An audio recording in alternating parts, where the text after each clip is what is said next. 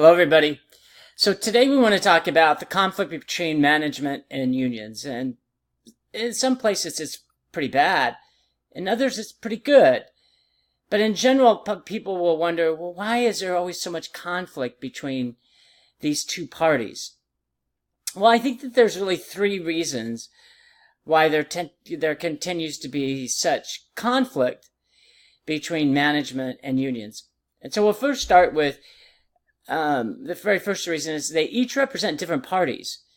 A union represents employees, and the management represents the owners.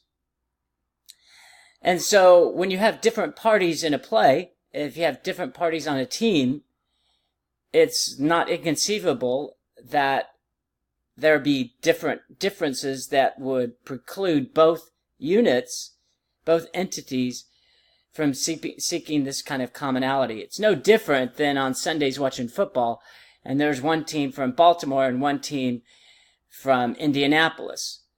It's very similar to having management and unions. Different teams wearing different uniforms from different cities, and the end result is that they're each trying to win at the same game. It's very similar in regards to management and unions. The second is there's a struggle for limited resources. If you're in a negotiations, or if you're in an organization, there's no struggle for resources. It's quite easy, I call it to buy off each side. But when there's limited resources, then you're inherently in a conflicting circumstance. Again, using the football analogy with Baltimore and Indianapolis, if at the end of the day both can win the Super Bowl at that game, there's less conflict. But they realize that only one team's going to win the Super Bowl. And so therein lies a conflict. There's really nothing you can do to reduce that kind of conflict. Even the hurt feelings after the game with one team winning and one team not. That's why in the NFL they have these rules that you can't have a celebration to a certain degree after a touchdown. Lastly, there's different goals and ambitions between unions and management. Unions really exist for employees, and they exist for current employees most. Remember, the people paying dues into a union are the people who are currently employed, not the retirees and not people who aren't in the union. So inherently, in all my years, over 20 years of working with unions, their primary purpose is to work for the betterment of their current employees. Current employees are the ones that pay the dues. They're the ones that vote for union membership. They're the ones that go to meetings. So they want their own interests at best. Management, on the other hand, has two primary goals.